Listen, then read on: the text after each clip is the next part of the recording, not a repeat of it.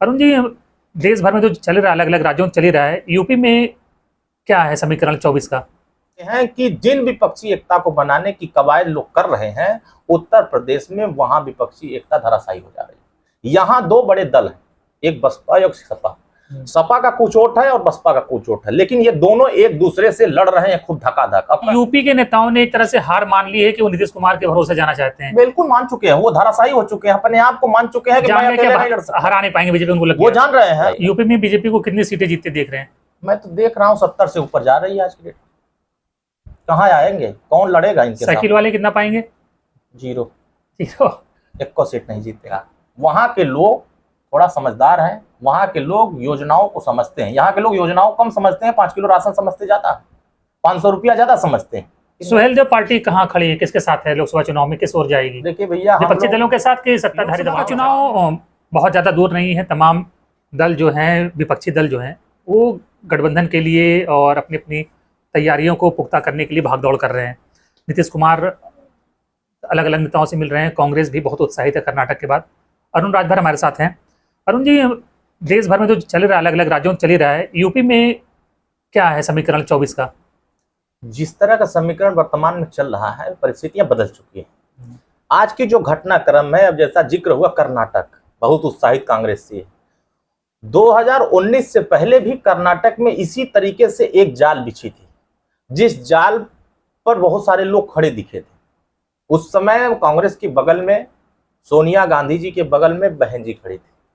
आज के कांग्रेस के उसी मंच पर नीतीश जी किनारे खड़े हैं, लालू जी के बेटे किनारे खड़े हैं, और वहां जिन दिग्गजों को इकट्ठा करने की बात हुई, उत्तर प्रदेश से एक भी नेता उस मंच पर नजर नहीं आए। विपक्षी एकता की बात दिखी नहीं, विपक्षी बात हो गई ना, विपक्षी एकता कहां दिखी? हाँ। तो आप कल अंदाजा लगा सकते हैं कि जिन विपक्षी एकता को बनाने की कवायद लोग कर रहे हैं, उत्तर प्रदेश में वहां विपक्षी एकता धराशायी हो जा रही है। यहाँ दो बड़े दल हैं, एक बसपा एक सपा। सपा का कुचोट है और बसपा का कुचोट है, लेकिन ये दोनों एक दूसरे से लड़ रहे हैं खुद धकाधक। अब कह रहे हैं कि हम मोदी जी को हराएंगे। हराने के लिए 2019 में ये एकजुट भी हुए, लेकिन कार्यकर्ताओं को ये सामंजस्य नहीं बना पाए। सच बात तो ये है, गठबंधन तो आप कर लीजिए, लेकिन जनता के बीच में अगर गठबंधन नहीं हुआ, कार्यकर्ताओं के बीच में गठबंधन नहीं हुआ, तो किसी दल को नहीं हरा पाएंगे जिस दल से मुकाबला कर रहे हैं। और बात रही 2019 के ही परिणाम को अगर देखा जाए, तो जितनी ताकत लगाई गई थी कि हम बंगाल में हरा देंगे, तो हम महाराष्ट्र में हरा देंगे, छत्तीसगढ़ में हरा देंगे, सभी स्टेटों में बीजेपी को बहुत बहुमत मिली थी। तो रणनीति क्या होनी चाहिए कि आप किस वर्ग को अपने पाले में लाना चाहते हैं? एक तरफ दूसरा दल कह रहा है मैं दलितों को सम्मान दे रहा हूं, आप कौन सा काम कर रहे हैं? इतने बड़े पिछड़ों के साथ अन्याय हो रहा है, लेकिन कोई पिछड़ा नेता मुखर होकर के सामने बोलने को तैयार नहीं है। तो आप एक चेहरा बिहार से ला रहे हैं, दूसरा चेहरा यूपी से प्रमोट नहीं हो पा रहा है, तो कौन सा गठबंधन भैया? तो उत्तर प्रदेश में जब तक मजबूत गठबंधन, अभी देखिए मैं चर्चा देख रहा हूं, यूपी के नेताओं ने एक तरह से हार मान ली है कि वो नीतीश कुमार के भरोसे जाना चाहते हैं। बिल्कुल मान चुके हैं, वो धराशायी हो चुके हैं, अपने आप को मान चुके हैं कि मैं अकेले नहीं लड़ सकता, हरा नहीं पाएंगे बीजेपी, उनको लग वो जान रहे हैं। अभी देखिए सुबुगाहट शुरू हो गई कि जो अभी वर्तमान में विपक्ष, जो उत्तर प्रदेश के विपक्ष की पार्टियां, उसमें एक मंथैया नहीं है। पश्चिम के एक चौधरी साहब की पार्टी है, वो जाट नेता है, जाटों की राजनीति करते हैं, वो देख रहे हैं सरक रहे हैं भाजपा के साथ। अभी उनका प्रदेश अध्यक्ष धुआं निकाल रहा है। क्यों? आपकी रणनीति नहीं है। आप जितने राजनीतिक दल हैं जिनके पास जनाधार है, जो जनता में है, जनता में रहने वाले नेताओं को अपने पास नहीं रख रहे हैं, अपने गठबंधन में नहीं ला रहे हैं, जो जनता के बीच में नहीं है, जो कमरे में बैठ के कागज पर योजना बना रहा है, उससे आप दोस्ती करेंगे तो परिणाम इससे बेहतर नहीं आएगा, इससे खराब आएगा। यूपी में बीजेपी को कितनी सीटें जीतते देख रहे हैं? मैं तो देख रहा हूँ 70 से ऊपर जा रही है आज की डेट। कहाँ आएंगे, कौन लड़ेगा इनके साथ? साइकिल वाले कितना पाएंगे? जीरो।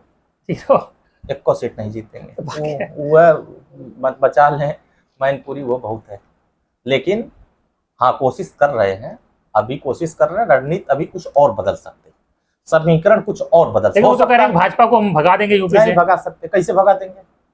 कैसे भगा देंगे? रणनीति क्या है भगाने की? कमरवा में ही कागज पर लिख के भगा देंगे या फेसबुक पर डाल के भगा देंगे? किसी को भगाना है तो जनता ने मतदान करके भगाती है। अब आप जनता के बीच में, जनता में रहने वाले नेता को अपने पास नहीं रख रहे हैं, कैसे भगा देंगे? तो कह रहे हैं कर्नाटक में भगा दिया, वैसे हम भी भगा देंगे। भगाए हैं, ही गए होते तो बुरा हाल हो गया होता। गए तो थे अपनी पार्टी प्रचार, गए वोट पाए, देख लीजिए। तो कर्नाटक की रणनीति कुछ और थी। हर राज्यों की परिस्थितियां अलग अलग हैं, वहां अल्टा पलटी होती है, एक बार भाजपा तो एक बार कांग्रेस, लेकिन वो रणनीति यहां काम नहीं करेगा। वहां के लोग थोड़ा समझदार हैं, वहां के लोग योजनाओं को समझते हैं। यहाँ के लोग योजनाओं कम समझते हैं, 5 किलो राशन समझते ज्यादा, 500 रुपया ज्यादा समझते हैं। यहाँ अपना अधिकार नहीं समझते हैं कि हमारा शिक्षा का स्तर गिरता जा रहा है, महंगाई बढ़ती जा रही है, किताब काफी महंग होते जा रहे हैं, नहीं मतलब हमको राशन मिल रही है 5 किलो। यह बात उनको बताने वाला जो बड़ा नेता है, जिसके पास संसाधन है, वो नहीं जा रहा। जिसके पास संसाधन नहीं है वो कितना जाके बताएगा?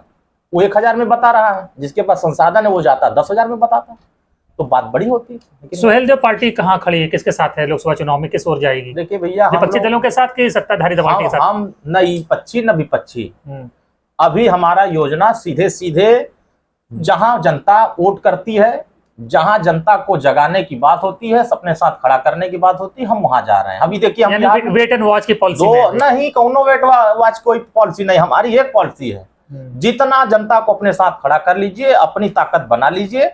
आपके पास ताकत होगी तो हर व्यक्ति आपके साथ खड़ा होगा, आपके पास ताकत नहीं होगी तो ऐसे अंडा सब लोग जैसे पा रहे हैं वैसे पाते रहेंगे। हम बिहार में आज खड़े हैं, बिहार में 32 जिलों में हमारे नेता माननीय प्रकाश राजभर जी छोटे छोटे सभा 5,000, 10,000, 15,000, 20,000 की रैली कर रहे हैं।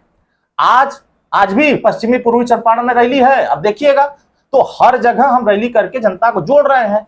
जब ऐसी परिस्थिति आएगी, विपक्ष मजबूत है, सत्ता पक्ष मजबूत है, तो हम अपनी ताकत जिसको जरूरत होगी उसके साथ खड़ा कर देंगे।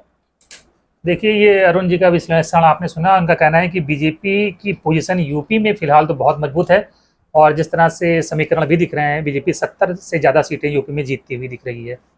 धन्यवाद।